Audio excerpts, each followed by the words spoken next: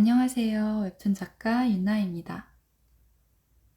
오늘은 웹툰을 볼 때 감상에 방해가 되는 요소들, 즉 웹툰을 만들 때 피해야 할 요소들을 공유 드릴게요. 이건 제 생각도 있지만 제가 웹툰을 볼 때 댓글들을 다 보는 편인데요. 댓글에 있는 독자들의 의견이기도 합니다. 그래서 보편적으로 사람들이 별로 좋아하지 않는 것들을 얘기해 보도록 하겠습니다. 첫 번째, 노답 주인공. 여러분, 주인공이 노답인 웹툰 보고 싶지 않으시죠? 여기서 의도적으로 주인공을 노답으로 하는 작가는 별로 없을 거예요. 주인공이 개가천선하는 스토리라서 초반에 노답으로 설정할 수는 있는데, 그런 경우가 아니고서는 내가 주인공을 노답으로 만들어서 모두를 재미없게 만들어 버릴 테야 하는 작가는 없을 거라는 말이죠. 그런데 의도치 않게 이 주인공이 노답 행동을 하게 되는 경우가 있습니다. 그러한 것들을 잘 알아차리고 웹툰에서 배제하는 것이 좋아요. 어떤 유형이 있는지 말씀드려 볼게요. 첫 번째로 주인공이 너무 눈치가 없는 경우, 그래서 주변에 자꾸 피해를 끼치는 경우가 있습니다. 두 번째로 도덕성이 떨어지는 행동을 하는 주인공. 이런 주인공은 욕을 먹겠죠? 세 번째로 혼자서는 아무것도 하지 못하고 의존적이면서 불평만 많은, 남탓만 하는 그런 내로남불 캐릭터입니다. 주인공의 매력이 떨어지면 웹툰을 보는 재미가 반감되다시피 합니다. 제 경험으로는 그래요. 그걸 커버하려면 주인공들의 얼굴이 너무 잘생기거나 예뻐서 얼굴을 계속 보고 싶어서 그 웹툰을 보게 되는 경우도 있고, 아니면 스토리가 너무 재밌고 다음 편이 너무 궁금하면 웹툰을 계속 볼 수는 있어요. 하지만 주인공의 그런 노답 행동을 참는 인내심이 필요하다는 것. 우리가 즐거우려고 웹툰을 보는데 스트레스를 받을 필요는 없잖아요. 독자들에게 그런 스트레스를 안겨주지 맙시다. 두 번째, 개연성이 없는 전개.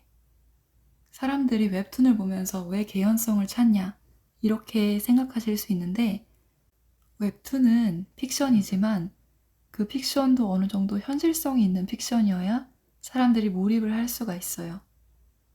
예시를 한번 들어볼게요. 웹툰의 소재가 연예인과 연애를 하는 평범한 여주인공. 이것이 소재라고 가정해 봅시다. 소재는 굉장히 판타지스럽죠. 이런 일이 주변에 흔히 일어나거나 나한테 일어나는 일이 아니기 때문이에요. 하지만 소재는 판타지적인 설정이 들어가도 괜찮습니다. 현실에서 일어나기 어려운 경험인 만큼 웹툰을 통해서라도 사람들이 대리만족을 할 수 있기 때문이죠. 그런데 어떻게 이 평범한 여주인공이 유명한 연예인을 만나서 사랑에 빠질 수 있는가?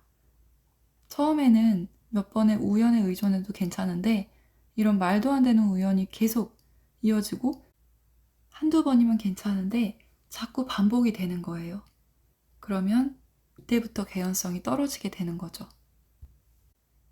또 다른 예시를 들어보면 주인공의 성격이 굉장히 소심한데 갑자기 주인공이 성격이 돌변해서 사람들 앞에서 나서서 이야기를 한다든지, 그렇게 뜬금없는 캐붕, 이러한 것들도 개연성을 파괴할 수 있습니다. 한마디로 사건을 전개할 때 정말 있을 법한 사건들로 구성해야 보는 독자들이 픽션임에도 불구하고 거기에 빠져들 수 있는 거예요. 그리고 마지막 세 번째로 일본 만화의 영향입니다. 저와 같은 세대시라면 자라면서 일본 만화나 애니메이션을 많이 보셨을 거고 영향을 분명히 많이 받으셨을 거예요. 하지만 본인의 웹툰에는 이러한 부분을 조금 자제하는 게 좋습니다. 사람들이 다 눈치채고 별로 좋아하지 않아요. 이러한 요소들의 예시에는 뭐가 있냐면 일단 말투가 있습니다. 대사가 마치 일본어를 직역한 것 같은 그런 어색하고 살짝 오글거리는 대사를 쓰는 분들이 계세요. 이런 것들은 계속 반복이 되면 분명히 독자들이 피드백을 주기 때문에 회차를 거듭하면서 개선될 수 있습니다. 또 다른 예시는 옷차림. 대표적으로는 교복 디자인이 있습니다. 우리나라 교복에도 세일러복이 있는 경우도 있는데 보통은 일본 교복에서 흔히 발견되죠. 또 하나 예시를 들자면 앉은 자세입니다. 일본은 보통 무릎을 꿇고 앉는 게 편안하다고 해요. 그런데 우리나라 사람들이 편안한 자세로 무릎 꿇는 자세를 하지는 않죠. 그렇게 하실 수도 있지만 보통은 앞바다리를 하거나 편하게 다리를 뻗고 있거나 그렇게 앉아 있습니다. 그런 사소한 부분에서도 문화 차이가 보일 수 있으니 주의하시는 게 좋아요.